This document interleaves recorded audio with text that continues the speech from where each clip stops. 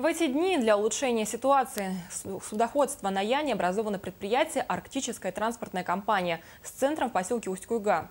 Одним из основных видов деятельности арктической компании станут не только перевозка и доставка грузов, комплексное обслуживание и модернизация флота, но и социальное партнерство с другими транспортными предприятиями, например, как Янское речное пароходство. Репортаж Альбины Павловой.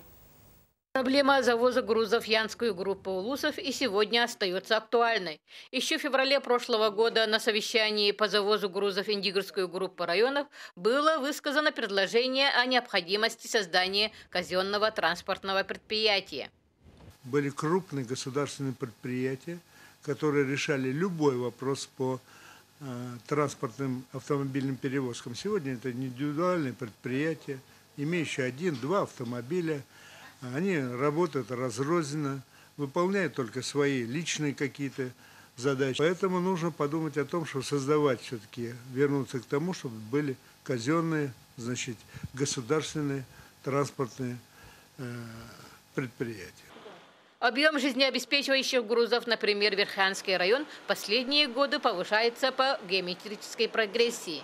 Так, если недавно потребность в угле составляла только 80 тысяч тонн, то в ближайшие годы рост объема угля может дойти до 150 тысяч.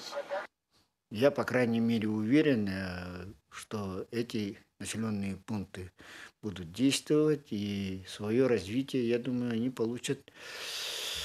Во-первых, в связи с строительством дополнительных котельных увеличивается объем завоза угля в других генеральных грузов Верхоянский район.